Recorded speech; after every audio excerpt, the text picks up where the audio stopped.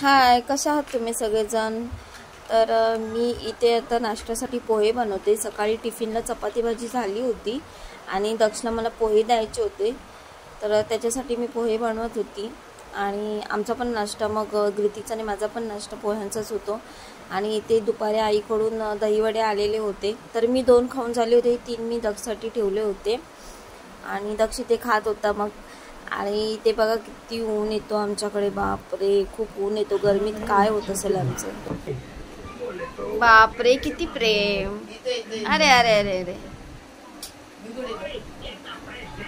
बस बस, त्याला अभ्यास करू देता।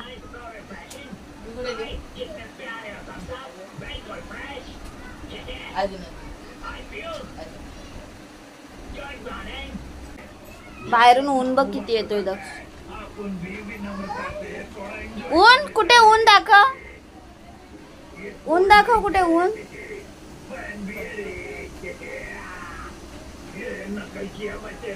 तर इथे दक्ष बसला होता अभ्यास करायला। एकीकडे मी कार्टून लावून दिलं होतं ग्रितिकसाठी, पण तो काय दक्ष शिवाय त्याची मस्ती होत नाही, तर तो दक्ष सोबत खूप मस्ती करत होता।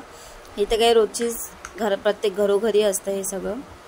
आणि इकडे माझं जस्ट आता सगळं काम वगैरे झालेलं आहे, जेवण वगैरे झालेलं आहे, कपडे बिपडे झालेले आहेत। आणि ते दोघे भाऊ बघा कसे झोपले आहेत। आणि मग संध्याकाळी आम्हाला जायचं होतं थोडंसं मार्केटमध्ये, म्हणजे सामान भरण्यासाठी। तर आम्ही आमच्या इथे जवळपासच जे हे आहे डीमार्ट आहे, तिथे आम्ही गेलो होतो।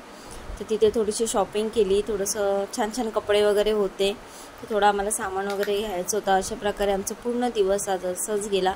तर थोडंफार जे सामान भरायचं होतं ते आम्ही घेऊन आलो होतो। आणि फायनली मी संध्याकाळी 7:30ला बाहेर पडली होती, रात्रीचे 9:30 झाले घरीपर्यंत। जेवण काही झालं नव्हतं।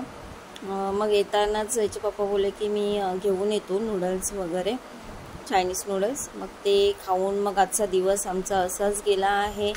तर हा एक होता छोटासा mini blog. Thank you, bye bye.